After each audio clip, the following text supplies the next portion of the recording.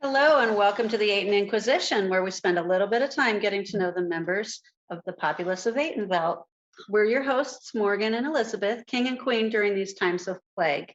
Our guests today are Lord Floki and Lady Olrun. Hi. Hello. Thank you for having us. Yep. Thank you for joining us. Yes, thank you for your time. So how did you two find the SCA, and was it together or separate?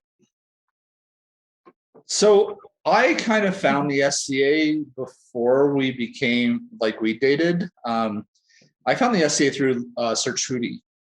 She invited me to the very first Estrella War that was at Canyon Moon Ranch. So that was like 2007. I didn't really have a good time. I was kind of introduced some local people from the barony, and I wasn't really feeling it. And so I just was like, I don't know if this is really my thing. And I didn't have a lot of garb. I had some, I think 2 tunics, and there was supposed to be garb for me when we got there, and there wasn't. And it wasn't the experience that I was expecting. And so, and I didn't even camp with Trudy. I camped with a friend of mine and this household with this lady named Ma Penny. I've never seen her since, but so I was like, about it. And then we got back from that first Estrella, and Trudy was like, that's not the SCA I know and love. Come back next year to Estrella, and you can camp with us, and I'll introduce you to people and show you the SCA that I know, because I really think that you would enjoy this. And so the second year, I was a little bit more prepared. I had some garb-esque clothes, and a couple of my friends, Trudy and her husband, Sam, I don't remember his SCA name, Wolfric, I think, or something like that, had some guard for me, and I ended up camping with the barony, and I camped next to Heinrich and Juliana. And Heinrich and I worked together, and it was just kind of this moment where we're like, what are you doing here? What are you doing here? You do this thing. And he's like, yeah, I do this thing. And I'm like, well, I was invited by Trudy. And he's like, oh, that's cool. So I ended up palling around with him and Juliana, and I had a much better experience. And so I went to that Estrella. I went to barmaids locally. I went to our fighter practices. I started getting in with the pirate ship that was down here at the time, and made a lot of friends there. And I went to Mason Greatsword. The next year, I wasn't able to go to Estrella because my boss would not let Heinrich and I both have Estrella off because we were in the same department. And I was the supervisor and he was the full-time guy. We found out later on that if we talked to our boss's boss, the manager of the store, we would have been able to go. But she's like, oh, it was never brought up to me. And I'm like, well, yeah, Heinrich almost almost quit over this because we both paid and we're told that we both get to go. And then last minute, we were told can't go. And I was told, so it was a thing. And so then I went to the next barmaids in 2008, and then I went to Highlands War, and I had fun at Highlands War, but nobody from our barony except for Maeve and Egan showed up. So once again, I was stuck in overflow camping with nobody I knew. And I'm like, well, still had fun, but a whole bunch of people from the barony said they were coming and they're not here. Okay, we'll see how things go. And then a month later, I lost my job. And I'm like, can't afford to do this anymore. Done with the SCA. And then years later, Olrun and I met, and we cosplay, or we used to before we joined the SCA. And we had a cosplay emergency with one of our outfits. We were doing this Sith Doctor Who mashup for me, and a Time Lord Jedi mashup for her, and one of the leather pieces I'd ordered wasn't what I wanted. And so I still kept in touch with a couple SCA people, and I was like, hey, do any of you guys know somebody who does leather? because it's like 4 days before the convention, and this piece that I spent $70 on isn't even what I needed. And so Madalena introduced me to Kay and Brent, or Takago and Aowa. Mhm. And Aowa saved my ass in the last minute, or at the last minute, for the leatherwork piece. And we got it together in like a day. And we kind of, like, while I was at their house, Takago came home and he's like, "You look really familiar." And I was like, "Well, I used to kind of play in the SCA." And he's like, "Oh, you should come back." And I'm like, "Well, I don't know." I'm like, there's some people I didn't really get along with well, and I'm not sure. And I'm only going to play if my wife would play, and I'm not sure if she would really like it. Because I don't camp. All right. I don't camp. Yeah. I SCA camp now, but I did not camp. And so he like needled me. Come on, we should go watch the fighter practice. You'll enjoy it. And I had a broken foot at the time when we started going to fighter practice and watching the rapier. And I had a lot of fun watching it, but I was really nervous about playing and trying rapier because of that broken foot. Because it broke like randomly. Like I have no idea to this day what broke it. There's like a chunk taken off the middle bone of my foot. No idea what it was. I didn't know it was broken until like weeks after I did it, apparently. I got out there and I borrowed some of his rapier gear that he had and some of the loaner gear, and I got out there and that was it. I started playing rapier. I was like, okay, I can actually hit people with swords. This is awesome. Like, why did I not know about this sooner? And so we did that, and then a couple weeks later we went to it was Mideast Feast. Yeah, but you met Heinrich and Juliana at it was Wild West Con. Yeah, we went to Wild West Con in Tucson, and we found this bar there called the Tucson Hop Shop. And so it's like a total it's a hipster bar. Hipster bar, that's it. That's the word I'm looking for. Hipster bar. And so it's us and then Heinrich and Juliana, and we're kind of dressed a little cosplay, steampunky. And we're at this hipster bar and everybody's just kind of staring at us. And so we found this table and we sat down at it, and there was like, I don't know, like 12 seats at the table. And there was these two guys sitting at the far end, and we were like, "Hey, can we sit down there?" And they're like, "Oh yeah, sure." And so we sat down and we started talking about stuff. And like 5 minutes into our conversation, the two guys look at us, look at Heinrich and Juliana, and then shake their heads and walk off. And Juliana goes, "Oh, how cute. We scared off the hipsters."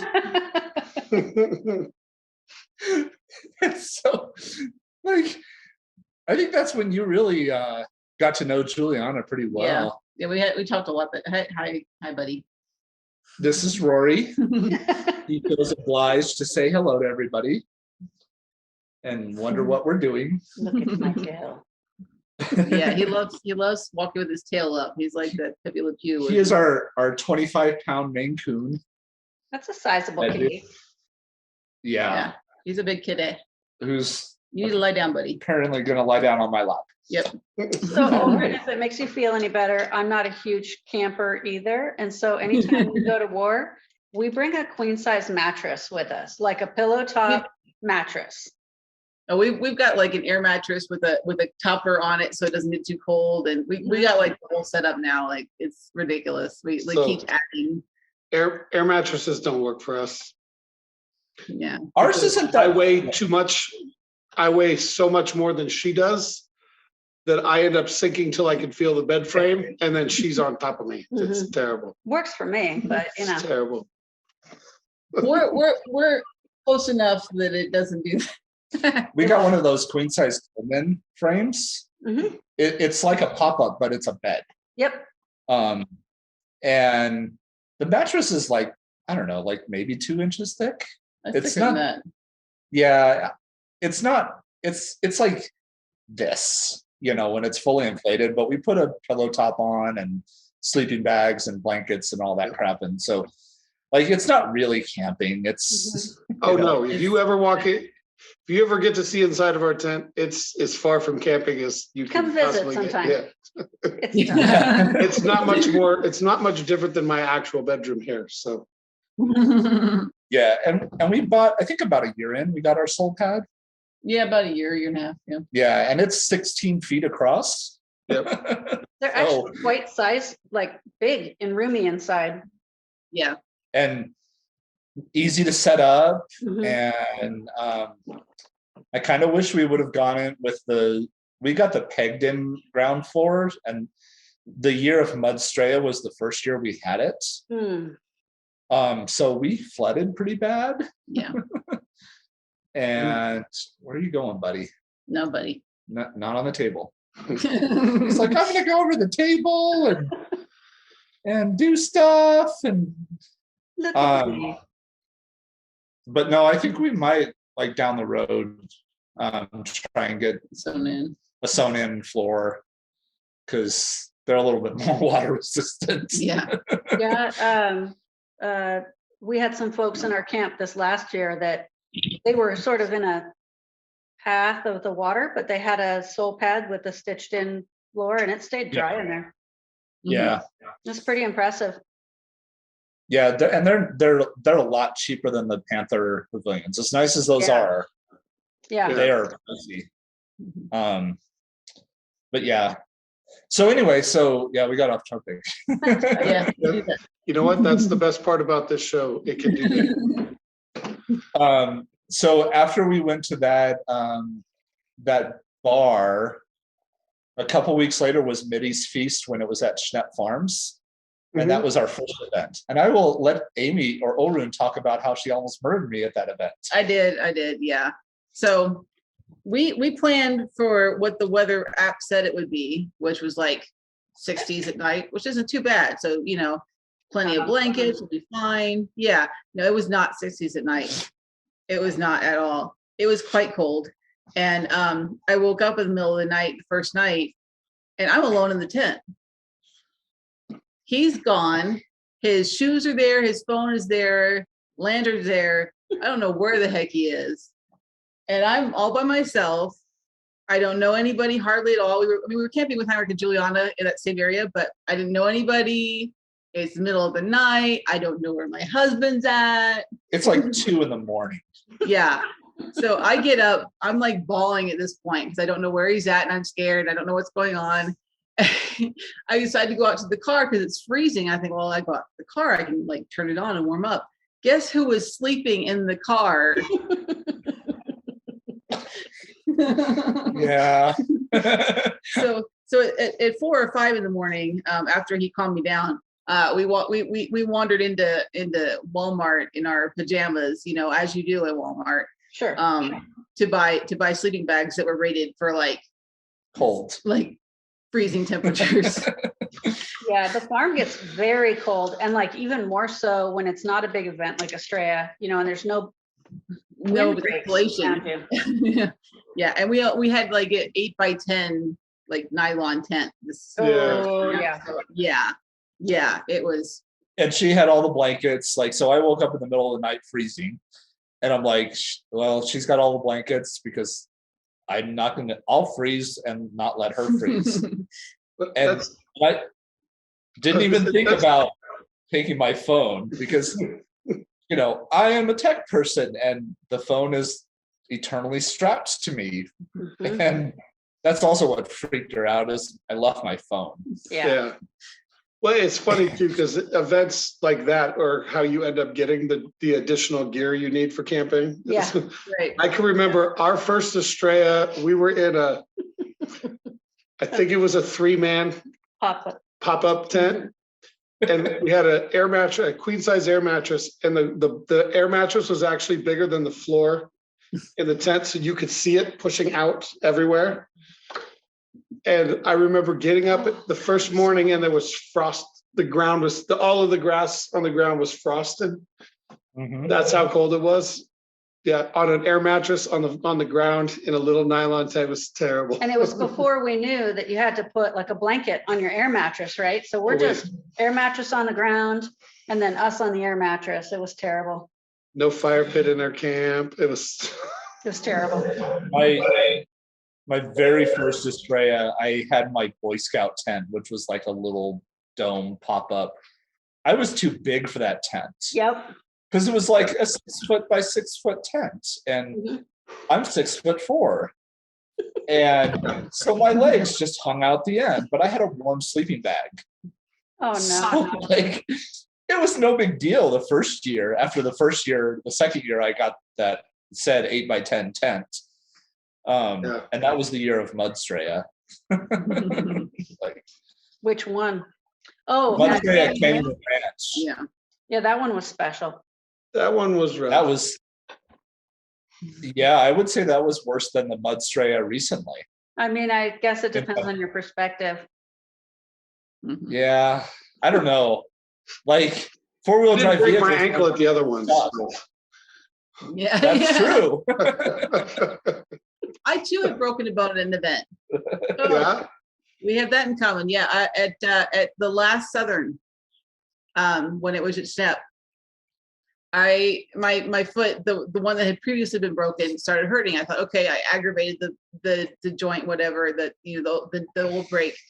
It's probably fine, whatever. So I kept, you know, playing, fighting in the Torchlight tournament, whatever. Get back home, still hurting. A couple weeks later, go see the doctor. Oh, you got a hairline fracture on a different bone now. He's like, you probably just stepped on a rock wrong or something. So I actually broke my foot again at the last Southern. And it was so funny because her ladyship Awa was telling me that someone was complaining that I was fighting in sneakers at the Torchlight tournament. And I'm like, well, tell them I was fighting in a broken foot and they won't complain so much. Right. Wow.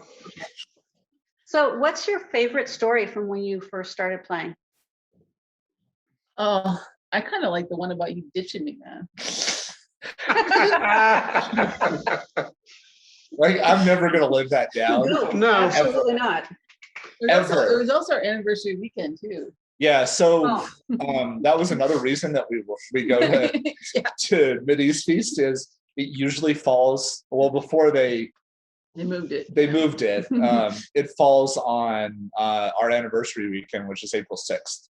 So super helpful question from me. Did you go to the car because you were cold? Yeah. And you didn't? I mean, do I have to say the obvious? She had all the blankets. I'm like, well, she's probably warm because I did not start out with all the blankets, though. He gave them to me. He gave them up. All right. Yeah. But then Because he was going to leave and go get in the car and be warm. I didn't think about that at first. I was like, you know, like Arguments. like she's all We're both laughing at all the blankets. She's probably warm. She'll be okay.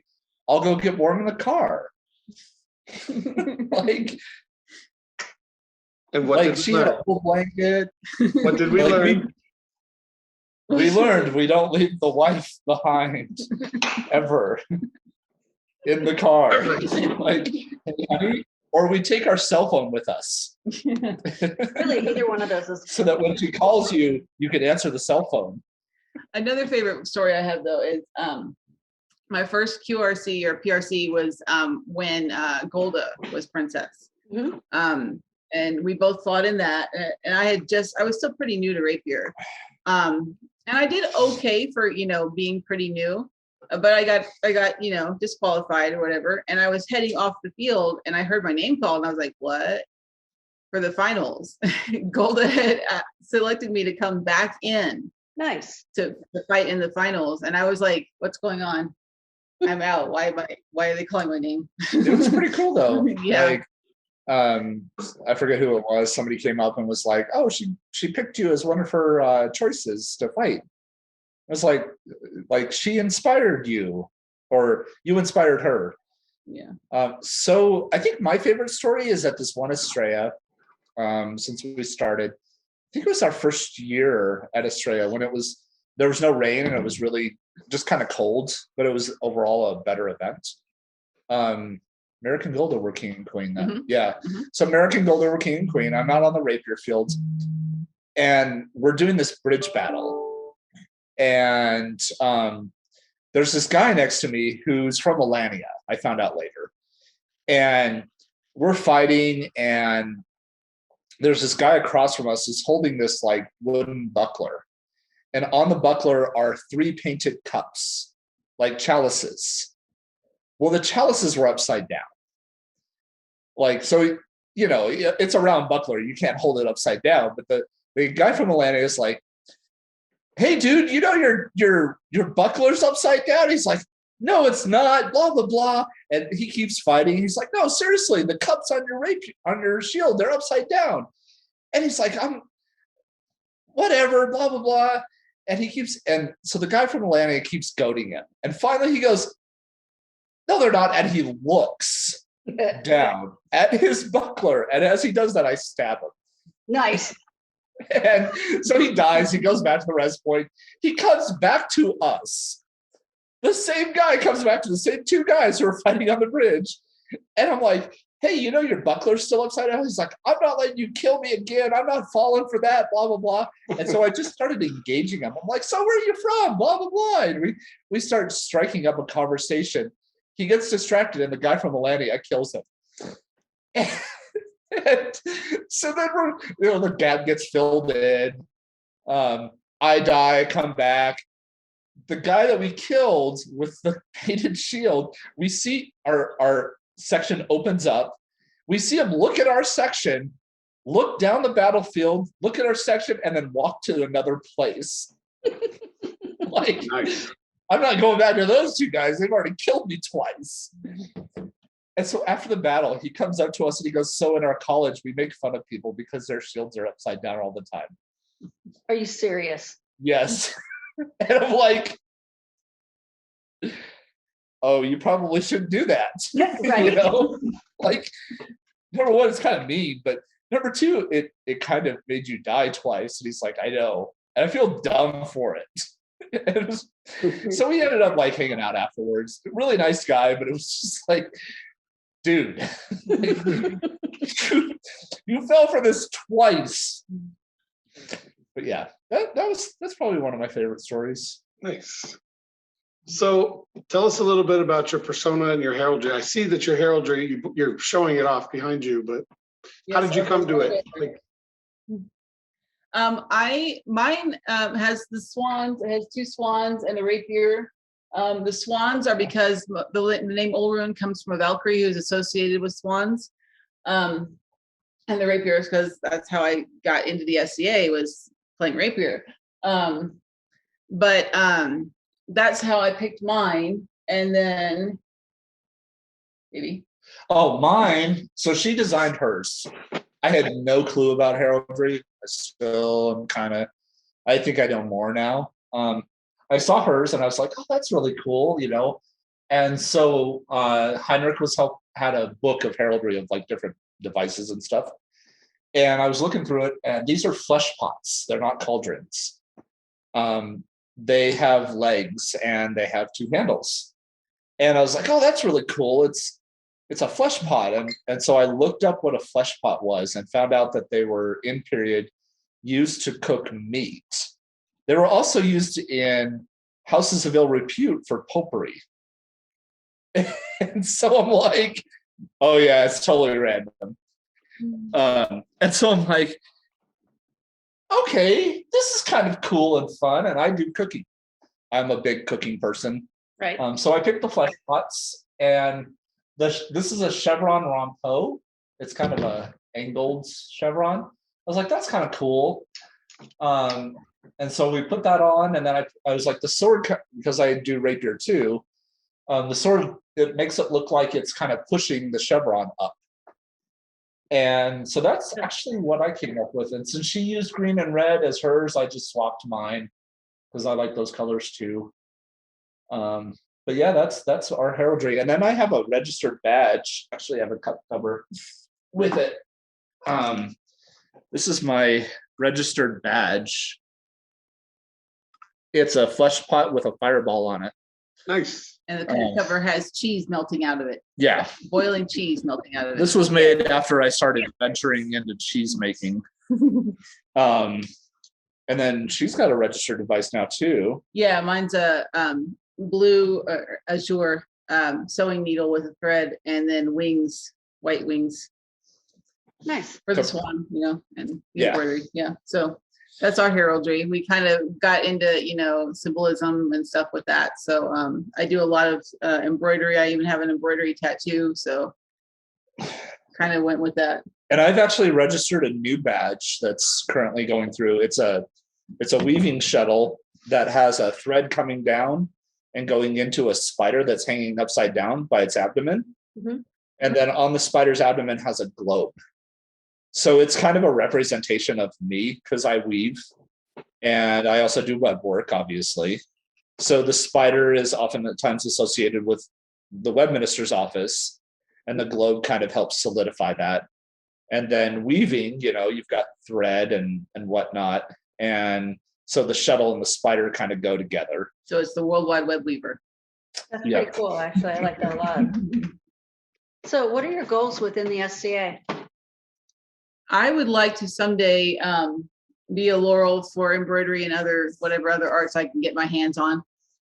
But that I'm not like super fast tracking. I'm just trying to work on getting my art doing good and work on not being lazy about documentation and entering more stuff and getting more stuff out there. I really enjoy though doing art for the sake of helping other people look good, making other people happy. I love when someone asks me to help them do some embroidery for their elevation or for a special event.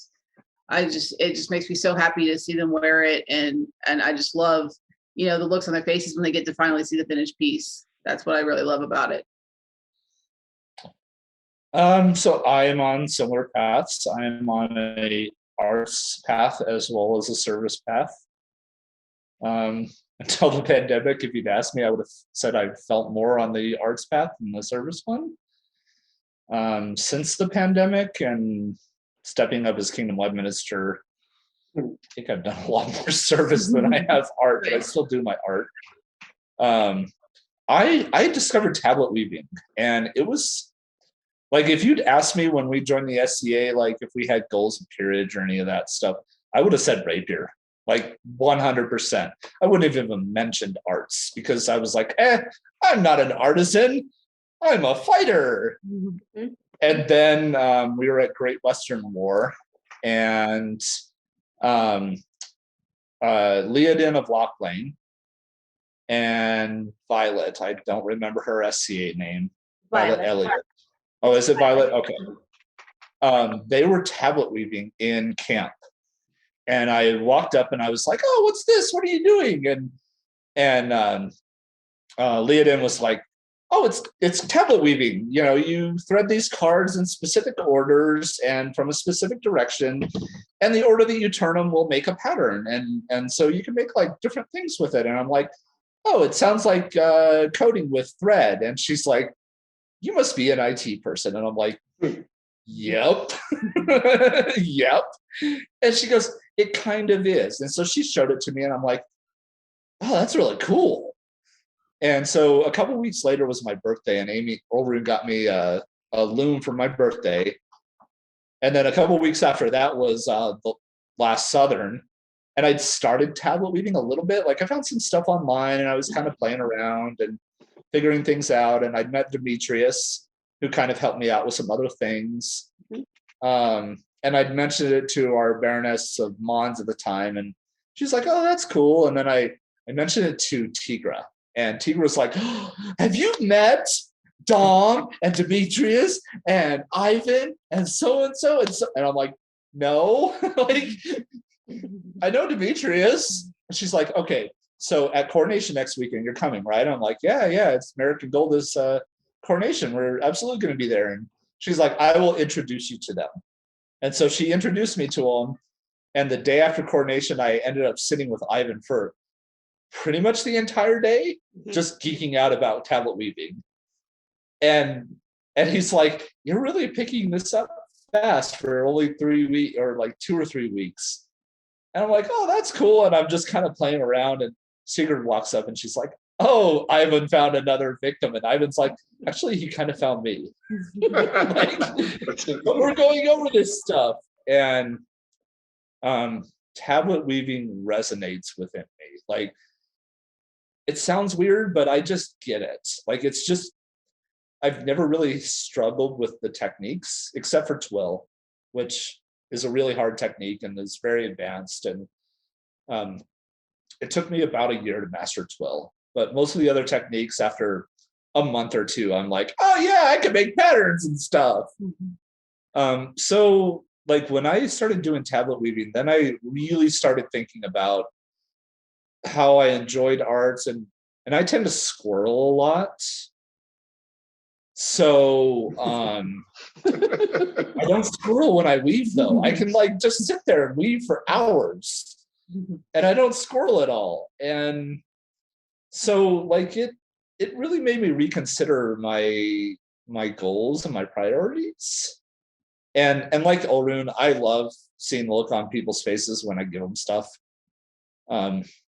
It's nice. Like that's one of the things I love about the SCA is people are giving and generous, and just like there's a secret project I'm working on right now, and I kind of put it out on Facebook to a selected audience that, hey, this is a thing that's happening. And literally people like 50 people have helped donate for this project. Nice. For someone else.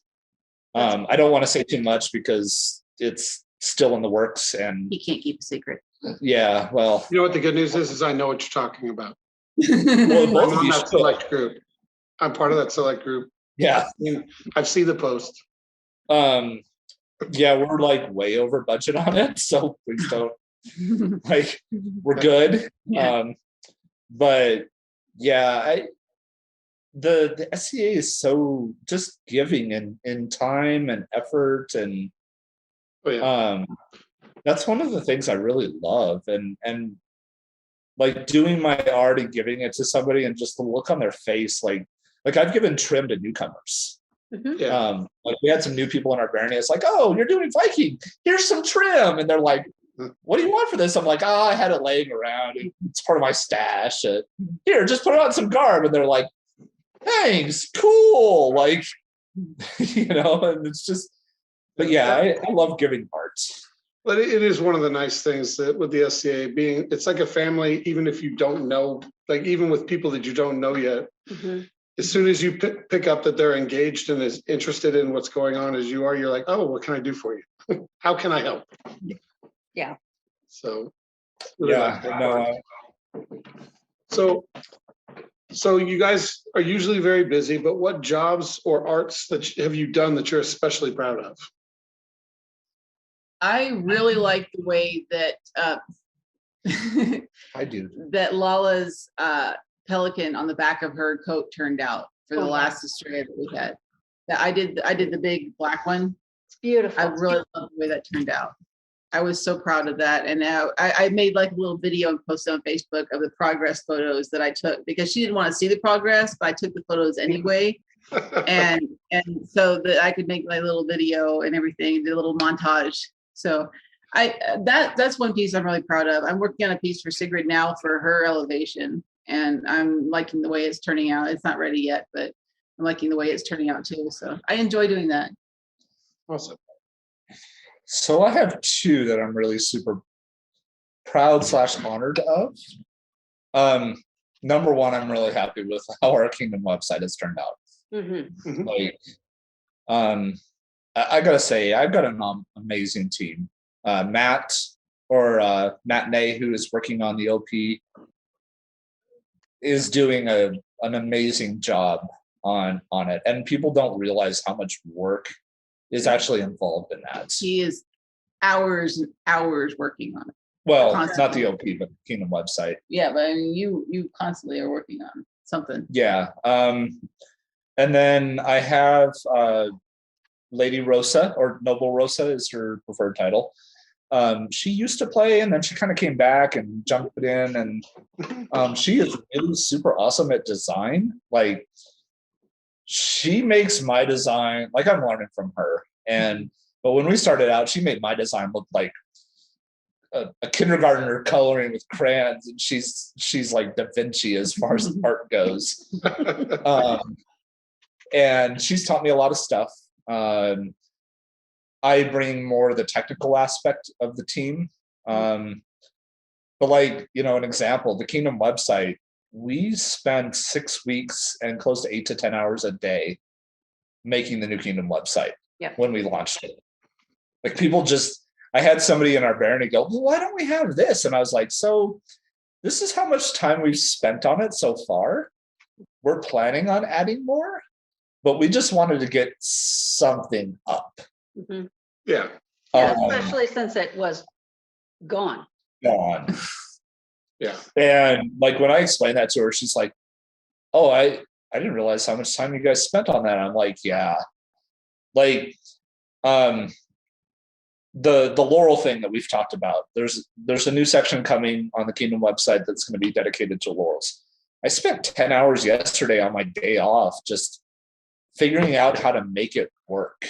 Mhm. And we still have to go through and add a whole bunch of info into it. Like, so like, I'm not complaining about the time, but people just, the amount of time that we have spent on a lot of the web stuff is just phenomenal. Mhm. The other thing that I'm really proud of and honored was when you asked me to make your Queen's Graces. Like, you legit brought me to tears. Aw. He fangirled. Like, He totally fangirled. Yep. Like, I was like, I called Algetha on the phone. I'm like, Her Majesty just asked me to make her Queen's Graces. And she's like, well, what did you say? And I'm like, I said yes. And I'm like, I don't even know how to respond to this. Like, I don't even know her. And she just walked up to me and was like, hey, would you do this thing for me? And I'm like, I felt like I'm like Mr. Nobody tablet weaver. And the Queen just walked up to me and asked like this super special thing that, like, because to me, the Queen's Graces is your thing. Mhm. And I'm like, that's like super personal and stuff. And I've got this like, well, she kind of knows who you are. And I'm like, yeah, apparently. Like, I didn't know. Like, well, and that honestly, that's one of the most rewarding things about actually getting to, being crowned is being able to make those moments for people and like trying to actually spend the time to look and find those moments so you can help make those memorable moments that will get people to want to stick around. Mhm. And I will say that the Queen's Grace is a hugely important award to me. And so it's been important with each different reign that the chords as well as the scroll are really unique and special. And so I really appreciate you've done them 2 reigns now for me, right? yeah, both reigns. I gotta say though, those stained glass boxes are legit awesome. Aren't they ridiculous? I kind of want one too, but I don't. Man, like Arisco does amazing stained glass work, and I'm just like, wow. Like, yeah. Well, it's impressive too because she self-taught herself. Mm-hmm. Mhm. Yeah. wow, I didn't know that. Yeah, and she Well, she her- Googled stuff. Yeah. but her first. That's what I did. I taught myself on Pinterest. Mhm. Yeah. I actually made it a laurel mat at an AMS event because she was like getting all excited and she was like, oh, we're chatting about embroidery and everything. She's looking at what I did. It was when I was like 6 months, 8 months into it. And she's like, so how did you learn this? I'm like, oh, Pinterest. And she just shut down. Like she shut down and started taking furious little notes on her notepad and quit talking. I'm like, uh-oh. Like, I say I'm in something trouble. wrong. So what have you done or tried that you really love that's not part of your regular path?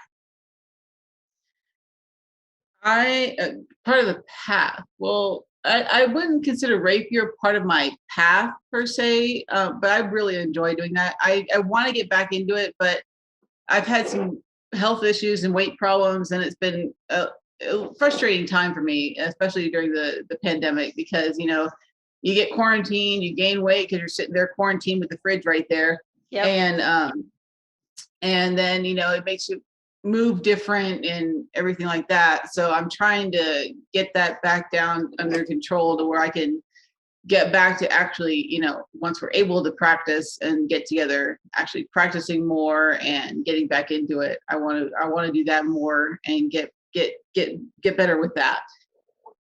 That's fair. How about you, Floki? So I've been experimenting with hard suit Really? in the off season a little Yeah. bit. Yeah.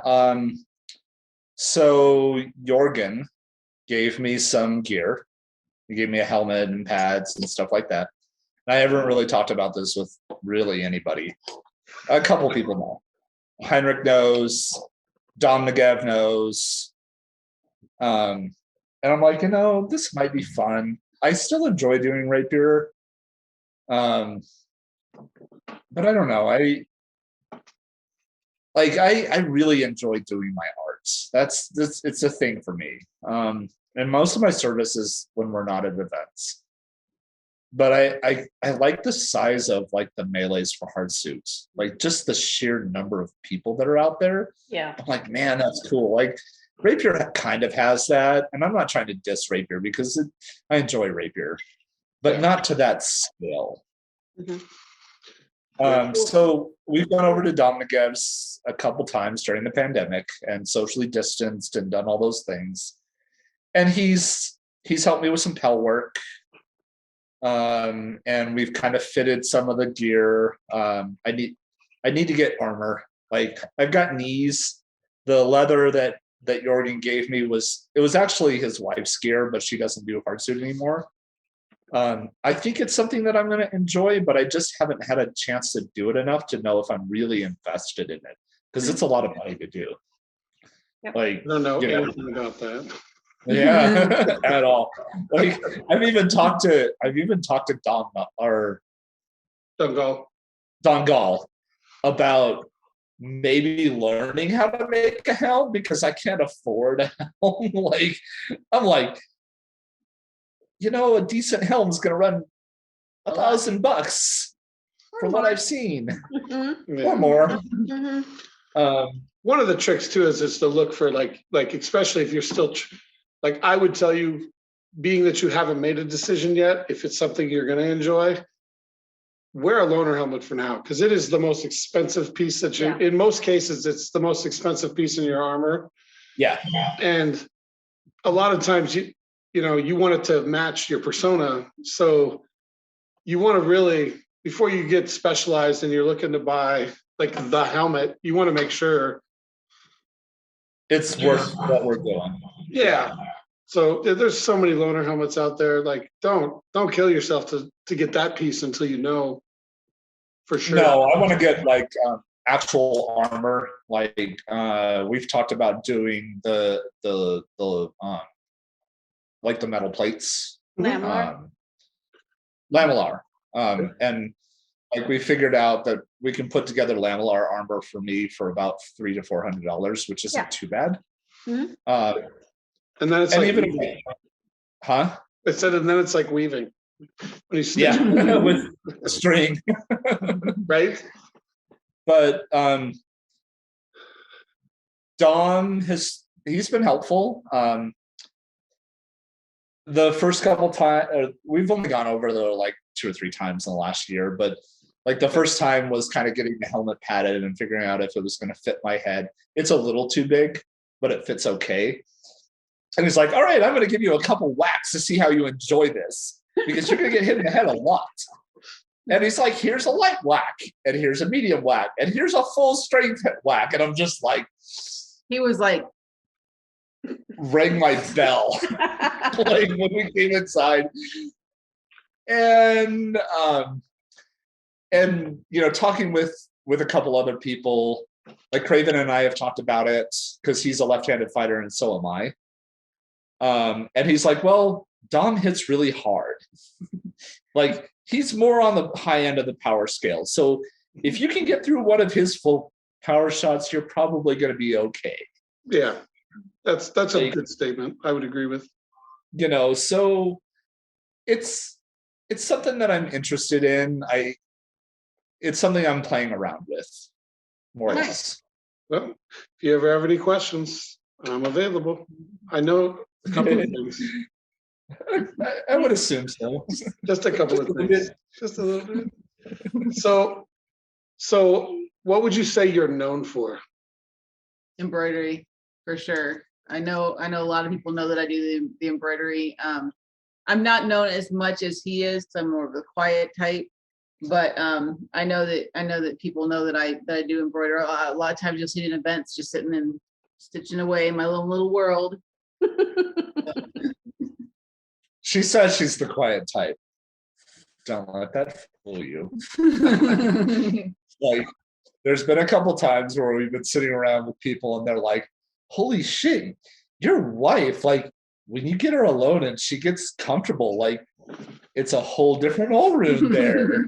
Like, there's a snarky Olrun underneath that cool, calm exterior there. Like, I'm not known for anything at all. Really? Sarcasm? No, I do weaving. I've been dabbling in cheese making a lot. I would say I'm no longer dabbling. I've done a lot of cheese in the pandemic. Most of it it's turned out, but it's been dry. So I'm experimenting with that. I have Heinrich is my cheese making buddy.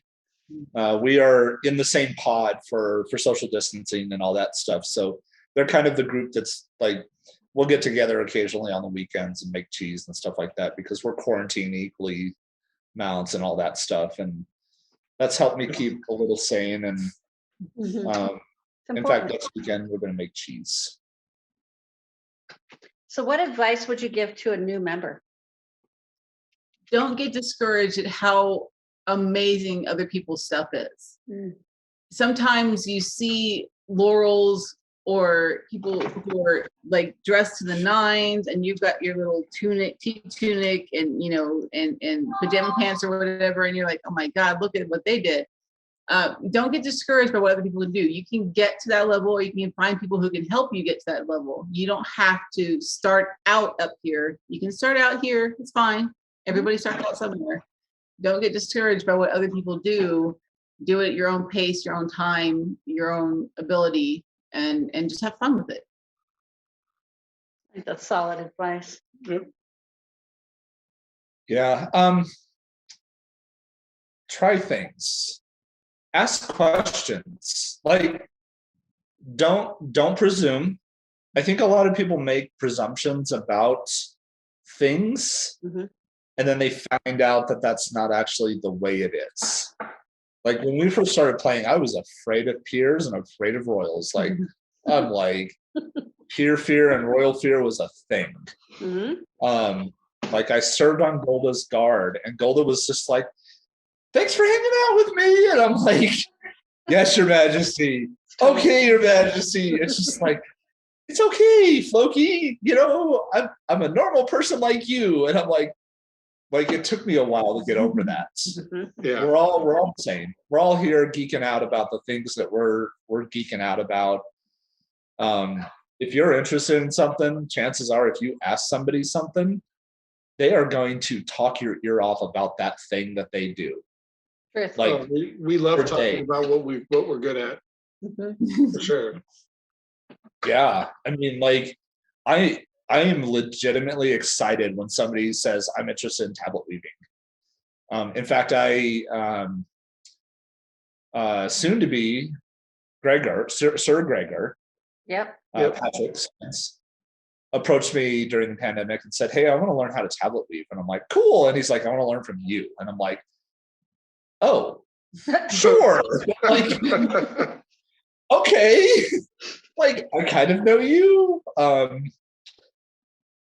but absolutely. We'll figure out a time when we can get together and make stuff and teach you things. And like, for me, that was really humbling, like being asked to teach, like he's like, I want to learn specifically from you. And I'm like, oh, wow. Like, I'm going to be this dude's teacher. Like, I've taught classes and I've taught other people, but not like, hey, I want you to teach me this thing. You're going to be the person. Yeah. But I can remember the first time somebody wanted me to help them learn how to fight. And I was like, what? I don't know that I'm in that place. I don't know that I know enough yet. Yep. So who inspires you? Wow. Like, it's almost like who does it? Yeah. Because really everybody you see has their own thing.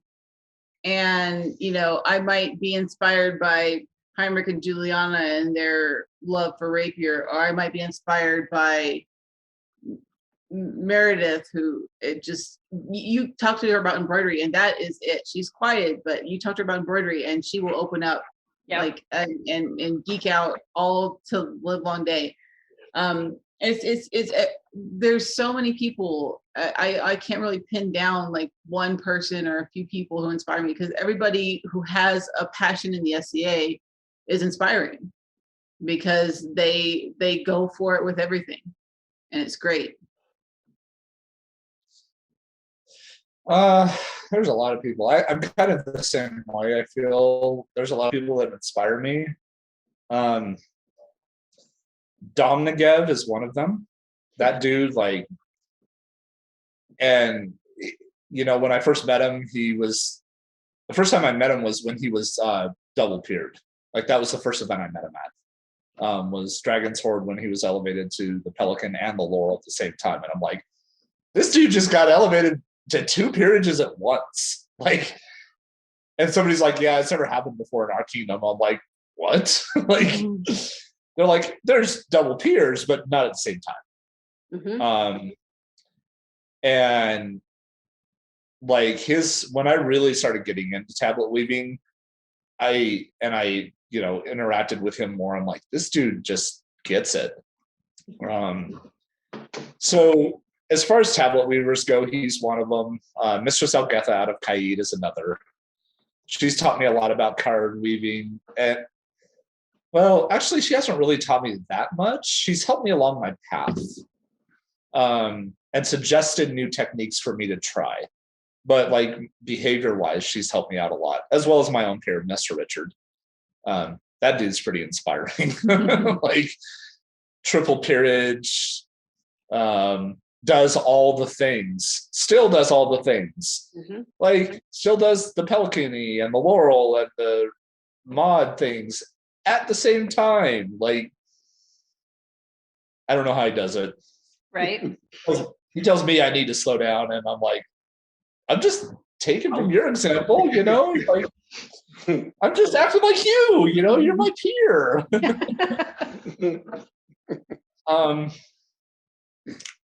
I'd say those people are kind of my most inspirational ones. Those are good picks. Okay, so how are you staying busy during this nonsense? I've been doing a lot of writing, not SEA related, but I'm an author. I write novels and novellas, and I've gotten 5 or 6 new books published since the pandemic started. Wow. Counting one that I had written prior that's just now getting through the publisher and releasing in a couple of weeks. But yeah, I've written quite a lot. I tend to have sleep issues, and so if I can't sleep, I just write. And so I've just been powerhousing through stories, and then working on Sigrid's thing, and you know, bits and pieces here and there. I'd like to get more into doing stuff when I can. I'd like to get more into teaching, but I'm leery about doing it since I've only taught one class prior to the pandemic as far as embroidery goes. I'm leery about trying to jump in on Zoom when I haven't even gotten the hang of teaching yet. So I'm hoping that once things open up, I can actually teach more and help people out more that want to learn. I've been making websites. Yes, you have. A lot of websites. I've done some weaving. Right now I'm working on a commission for Mr. Siobhan. It's a 12-piece double dragons. You see it a lot. It's the snaky dragons that kind of link together. Yeah. It's based on a period piece from England. It was originally a brocade, but I'm doing it in twill, which is a different technique. And I've been making some cheese. That's about it. Like, yeah. And working. Yeah. Mhm.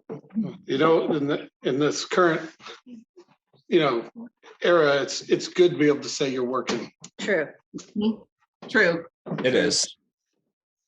So while we haven't been able to do much in the last year, in the time before that, is there any traditions that you had seen that have gone to the wayside that we don't do anymore that you'd like to see come back? That's a tough one because we're kind of newish. I mean, we've been in the SCA for 4 years now, but one of those years was during the pandemic. Yeah. We weren't doing anything. And then the 3 prior, like when Sir Master Domniev was elevated, to the Plurican, I'm like, I didn't know what was going on. I'm like, okay, there's this procession and this thing is happening. I had no idea what it was. I'm like, okay, we're sitting through a long court today. All right. I didn't know what was going on. So it's kind of hard for me because I'm so new to say what traditions might need to come back because I don't know what traditions there were. So it's hard for me to answer that one because I'm not as familiar with. I'm still learning new traditions that are in the SCA that I didn't know about before. So it's kind of hard for me to answer that one because I don't know really what there is to be brought back. Gotcha. That's fair. fair. I feel the same way. Like I don't really know of any traditions we've lost. I mean, we've been playing for 4 years. It's not like really anything has gone away that we've seen. Yeah, Except Feels like longer quarantine. than 4 years. it does. Well, I mean, to be fair, we like jumped in. Yeah, we kind of both feet head first. Like we went to Mideast Feast. I think like before the pandemic, we went to at least one event a month. Yeah. Like At least one. Sometimes 2. And we travel. Like I love to travel. Yeah. Like I love, especially out of Kingdom. Out of Kingdom is awesome. But there's not really any traditions that I'm aware of that have gone away, to be honest. not that I've heard of anyway. Yeah. Are there any that you would like to see go away? That's a tough one too. It's just, I think all of them have their place that we use right now. I don't really know what tradition I'd want to get rid of. I mean, I could, not a tradition, but I'd like to see some change in event format. Like, I'm going to be honest, I hate the way we do ANS competition. Mhm. I really do. I don't like the way it's handled. I've competed twice as champion, and the first time my experience wasn't bad. The second time, I have feelings. I'm not going to go into them, but like based on the feedback I got after my entries, I'm like, I don't think I want to ever enter as a champion again. Mm. Like I would like to see that event redesigned. We're actually working on it. I'm aware. I also have feelings about that event. So I think a lot of people have feelings about that event, and I don't know. I've heard some ideas thrown around, like, hey, maybe have like a meet and greet with Laurels or people that are talented in your arts, where you can sit down and just chit chat with them about your arts, which I think for some people would be super helpful. yep. For some people like myself, I already talk to people that are in my arts. Like I actively reach out to people in other communities that are tablet weavers to learn stuff. So for me, it's not a big deal, and not to brag, but like some of the techniques that I'm doing now in our kingdom, there's 2 people that do those techniques, Mhm. and that's Dom and Ivan. That's it. So my stuff is starting to get to a point as far as tablet weaving goes, where I have to go outside of our kingdom to get advice or feedback. Mhm. And oftentimes the feedback I get, I'm already aware of it because it's just something that I understand. But I think other than that, just some of the events, I think we could also use Like I think we got locked into events that were too like this event is always this. Yeah. This event is always this. Like I'd like to see some change to events in general. Like, yeah, I know Barmaids is a big popular one for Mons, but we could do something else that's not Barmaids that same weekend. That's a different type of event. Mhm. Or, any of the other baronies. Like Atenveldt tends to switch theirs up. They call theirs the spring and fall events, but they're different themes and different formats, and Right. they're not the same event every time. Yep. Yeah, I mean, that's really about it. Yeah. So do you have a favorite event? Oh yeah. I think Estrella, despite its issues with the weather the past couple times, is one, if not my favorite. I like that there's classes you can go to. There's no matter what you want to do in the SCA, Estrella's got it somewhere, and if you want to just take a nap in your tent, you can. But if you want to go and learn something new, you can. If you want to go fight for a while, you can. Do a tournament or something. There's meetup. I met up with a friend of mine from back in college 20 some odd years ago that I knew back in Alabama. She was at this last Estrella, and we met up and had a couple of drinks together, and it was a blast. And so there's a little something for everybody at Estrella. I like it. Yeah, I'd say Estrella is probably my favorite in-kingdom event. Out of kingdom, Great Western War. It's legitimately one of my favorite events. I get to see people that I don't get to see very often. We've only been to 2 out of 3 possible since we started playing. We skipped 1 year. I forget why. I think it was just money. Yeah, it might have been just money. Funds. Yeah. And 1 year we camped with the kingdom. 1 year we camped with Drazina, which was fun. We got to camp with people we don't normally get to camp with, and hang out with people we don't normally hang out with. And that's one of the cool things about it, out of kingdom events, is you get to go see your friends in other kingdoms if you have them. And actually we drug my peer along with us the last time, and he camped with us. And so he got to meet, like, he's traveled outside of our kingdom, but he got to meet people that he didn't know previously. And so that was cool. Nice. What would you like to add to events to make them better? I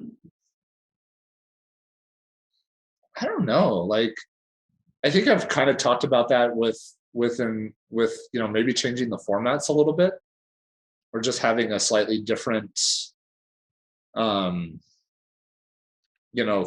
to an event. I don't think that we need to do all the things at an event. We don't need to have fighting and ANS and this and that. Like, it's okay to have just a fighting event, or just an ANS event, or just a something else event. Like, I think a lot of times we stretch our events thin by trying to provide all the things. Because if you're interested in more than one thing, you get, which one do I want to do? Well, I think one of the, obviously they're doing it to try to include everybody, but I think like on that note, a better way to do it would be, like, if it's a fighting event, try to include audience participation in whatever the fighting is, so that the people, Are engaged. are engaged in it. And the same, like with an ANS event, have something competitive to draw for fighters to do as well.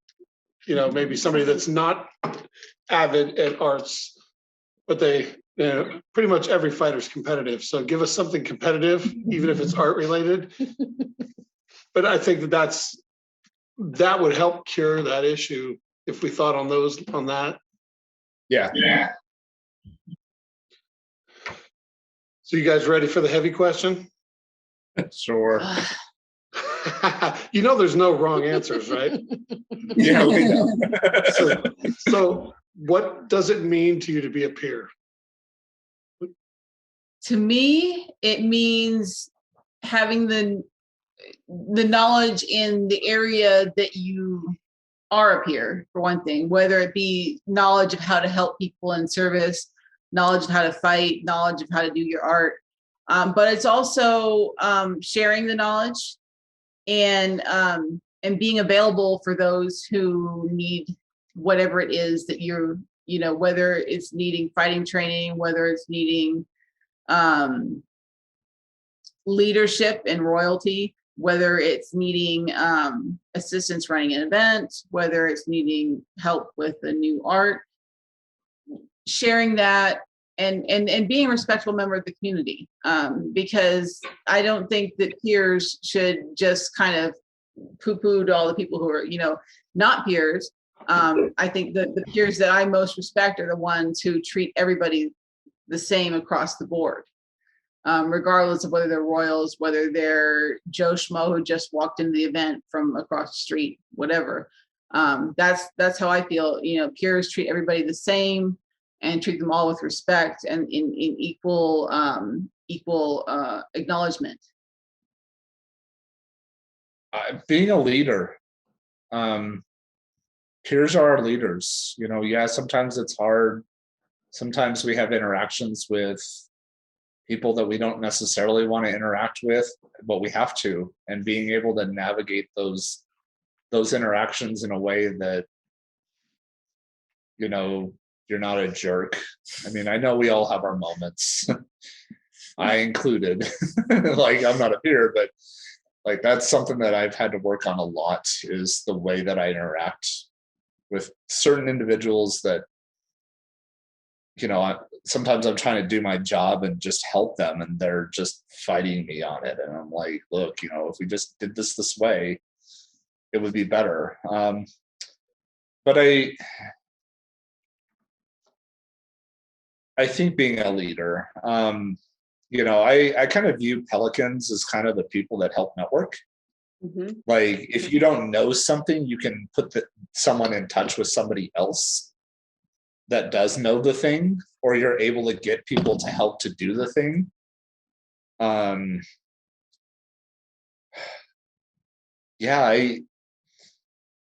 Being somebody that people look up to for whatever reason, being that inspiration for people. Is there anything that you think the peers could do better for the populace? He's got opinions on this. So many opinions about the Laurel community. You can go ahead. Just being available to non-peers to help them out. Making yourself accessible. Many peers are, but some peers are not, at least in my viewpoint, as accessible as others. And I think that the more accessible the peer, the more successful the peer. The more accessible they are to the common person. So I'm going to be a little harsh. I think the Laurels really need to step up their game. There's a lot of Laurels that don't participate in arts events. Yep. Like at the last Kingdom ANS, it was mostly pelicans that were there judging. Mm-hmm. And my peer and I have talked about this. I'm like, every last one of those Laurels should be at that event. That is their event. Like, they should know who the artisans of our community are. And I think there's a lot of Laurels that don't, because they don't involve themselves with their own community. Like, I'm not trying to throw any Laurels under the bus, but there's a lot of Laurels that don't participate with our community. Mm-hmm. And the ones that do are encouraging.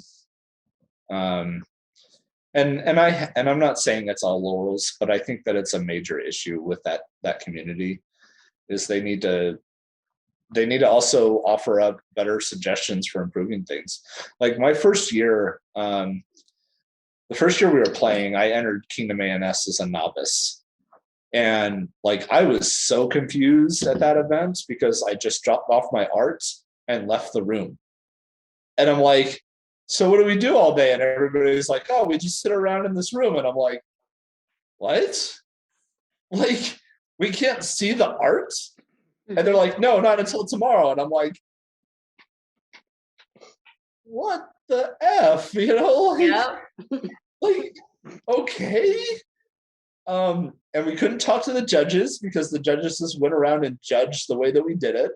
And that has since changed. I do like that we sit at our table and talk to our judges about our art and other people. But the day after that event, there was this huge like powwow in one of the rooms about how can we make arts better. And there were a lot of suggestions. And none of those suggestions were in the next year. Mm-hmm. And I'm like, you guys literally sat around for a year and talked for hours about how to make this better and how to get people to this event. And you didn't do anything. It's the same event. Yep. Like, hey, let's actually implement these things or try these things. Yeah, they may not work the first time or the second time. You can make refinements, or you can take examples from the way other kingdoms do it and make it ours and make things better. But don't just keep having the same stale ANS event that people don't want to attend. Well, I think like speaking to what you're saying, like part of it, when I see that event, I'm like, this is terrible. Like you feel judged all day long. This is terrible. Like I just want to enjoy my art and let people check it out if they care and ask me questions, but I don't want to feel like I'm being judged all the time. If you didn't know who the judges were, everybody could come up and ask you questions, and any one of them could be a judge. Yeah. That would be interesting. Yep. Because then you'd have to, you wouldn't know if this person was judging you or if they just liked your art. It's like secret shopper. Well, then it becomes obvious if the passion that you're showing when you're talking is real, because you don't know, so you can't put on an act when you know it's the judge and act like super passionate about your art, but you just are passionate about it. Everybody will know. Yeah. But it also, I think, just being able to have everybody else engaged with all the artisans gives that event some life. It gives you a reason to be there. I can remember going to it when we were Baron and Baroness. Yeah, I enjoy more room. Absolutely. Yeah, no, I think the changes that Grace, Ivan, and Yanka did that I think it was the next year to the event, like where artisans got to sit with their art and talk about their art to people. Like I enjoyed that, but I still think we've got a long way to go with that event. Agreed.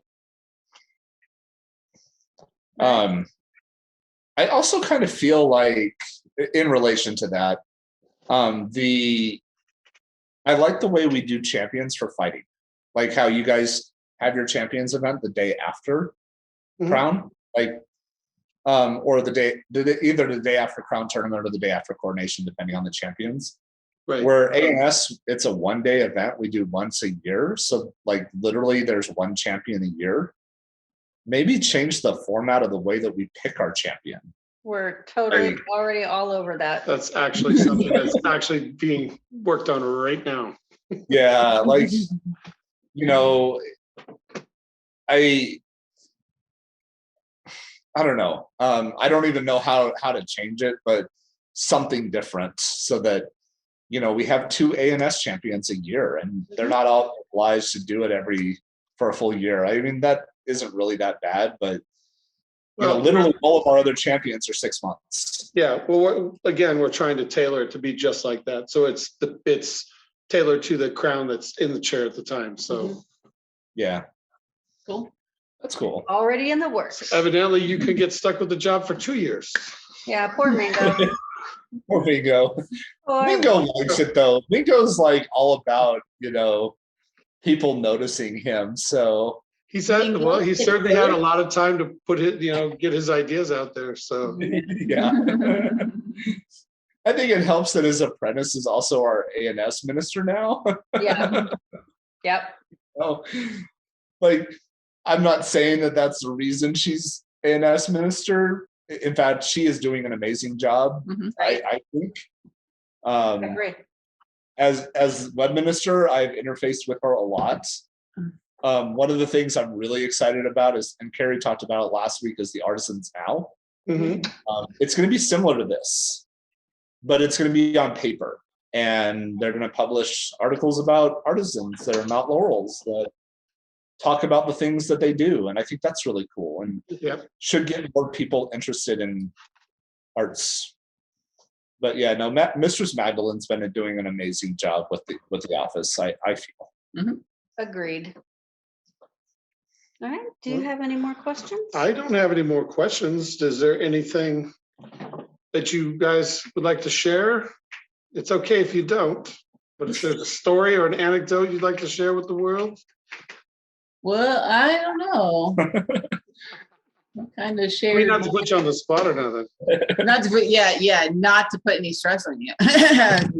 But I don't know. I think I've talked everybody's ear off. Hopefully everybody's still watching or makes it through the interview. It's been a pleasure talking with both of you. Thank you. yeah, it's great talking with you guys. We always have a great time talking with you guys. You guys are amazing and sticking through it through all this, and leading the kingdom through this mess of stuff. I like how Morgan's eye just. No, like when you go to the craps table and you roll the dice, you never know. Never know. You never know when some random. Sometimes you get a 2-year raid. Your redo is long at this time. Yeah. You said this was going to be your redo reign from the last one. So Unfortunately, that didn't really work because this one crapped out at the exact same point the other one did. Yep. When I go to Australia, the world closed after Australia. You crapped out on your own 2 feet with this one, at least, right? Yeah. So now that I'm in a position where I don't have to walk anywhere, Right. I've got 2 working legs.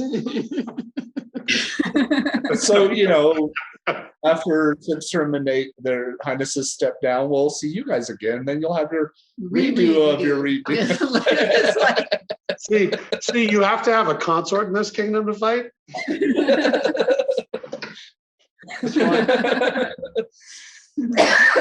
Let's spend a little time in our summer estate. But, Oh, God. yeah. Terrible. But thank you again for your time. It has been delightful getting to know a little bit more about you too. Yes, it's been great. Yeah, it's been fun. So we hope you stay safe and healthy through the rest of this nonsense, and hopefully we'll get to be together again soon. Yeah, your visit down here last weekend was hard. Like I missed people, but then I got to see people, and now I realize I miss them more. I'm like, oh man, like It's weird. now I really want to get back to stuff. Yeah. All right, you guys will have a good rest of your evening. You too. Bye. Bye-bye.